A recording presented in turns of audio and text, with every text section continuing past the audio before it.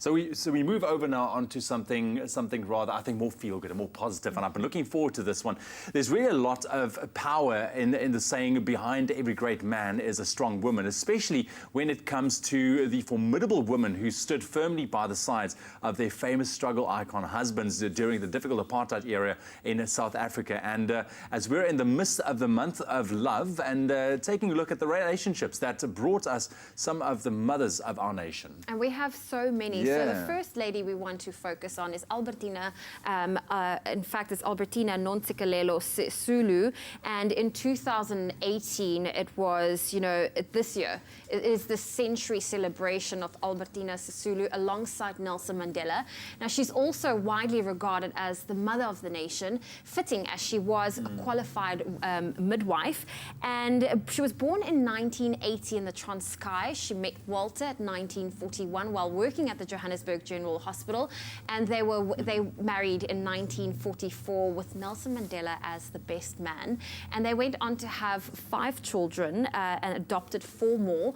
And she took her husband's, she took his lead, in fact, and she joined him. She took his lead and joined politics. She was also the only woman present at the birth of the ANC Youth League. She spent 2 months in solitary confinery in 1963 and continued to resist apartheid despite all of this. And Walter and Albertina, they were married for 59 years until he died in her arms in 2003. How romantic was that? Incredible, powerful woman as well. And like I said, the mother of our nations. And you can just see she's got kindness in her eyes. And I love that, just looking at those photos. But right now, moving on to Adelaide Francis Tambo, wife of course, Oliver Tambo, born in 1929 in Vereniging, joined the ANC Youth League at the age of 18 while studying nursing. She met Oliver through the ANC Youth League. He then proposed in 1954, but she only accepted in 1956. And she was one of the women at the forefront of the 9th of August 1956 Women's March on the Union buildings. And then in December 1956, 155 ANC members, including Oliver, were arrested, but he was granted bail in time for their wedding.